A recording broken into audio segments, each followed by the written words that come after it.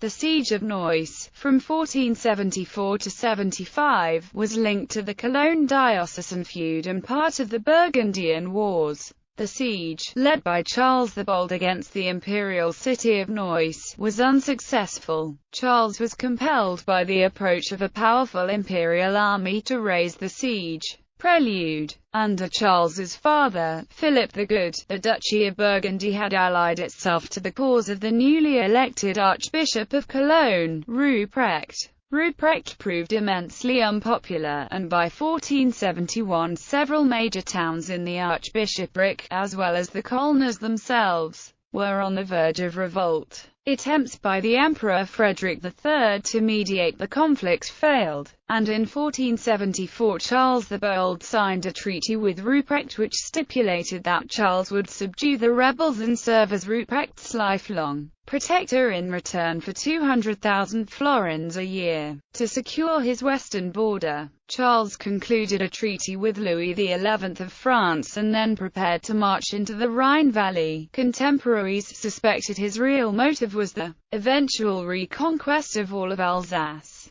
The siege. Charles's route towards Cologne led him past Neuss, one of the centers of resistance against Ruprecht. Fearing the threat Neuss would pose to his exposed rear if left uninvested, Charles prepared to lay siege to the city, and the investment began on 29 July 1474. The Neusses, though they had had only a short time to prepare, laid in enough provisions to last until Christmas. They were led by Hermann, Landgrave of Hesse, and had the support of many nearby towns and cities. Charles's army set up siege lines to the north and west of the city. The south and east were guarded by the rivers Kruh and Rhine, respectively. Two large islands lay in the Rhine, however, and Charles decided to capture them, reasoning that he would then control passage along the Rhine and the water supply to the city's moat. Several assaults in early and mid-August eventually captured the islands,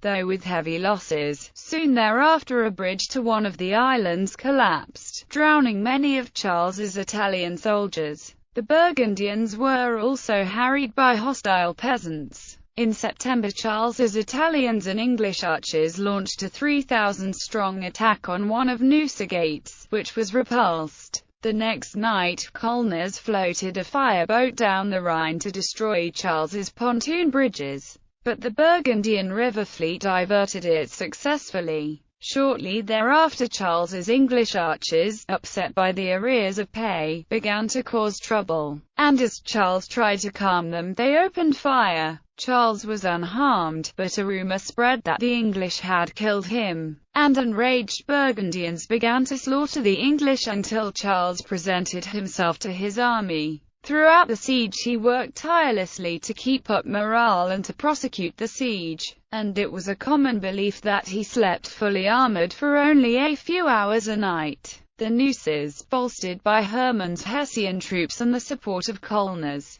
who skirmished with the Burgundians and smuggled provisions into the city while disguised as Italians, held out resolutely. Charles's men captured a German trying to swim the Rhine with a message that declared the Emperor Frederick was approaching with a huge army, and Charles redoubled his efforts, to no avail. By May, Frederick was on the move, his army slowed by drunken brawls between soldiers from different regions of the empire and by the need to recapture other cities from the Burgundians. But by the end of May he had arrived, and the Burgundians, after signing a provisional treaty, began to dismantle their siege works. At first Burgundians, Imperials, and Kölners fraternized, but soon the Germans began to harass the Burgundians, precipitating a sudden and violent assault on the unsuspecting Germans. Sporadic fighting continued until the papal legate present at the siege threatened to excommunicate both Charles and Frederick unless they ended the fighting. This threat, probably an idle one, enabled the two monarchs to conclude hostilities without losing face. The siege was finally terminated on 27 June 1475. The failure of the Siege of Neuss was attributed by the inhabitants of the city to the intervention of their patron saint, Quirinus of Neuss.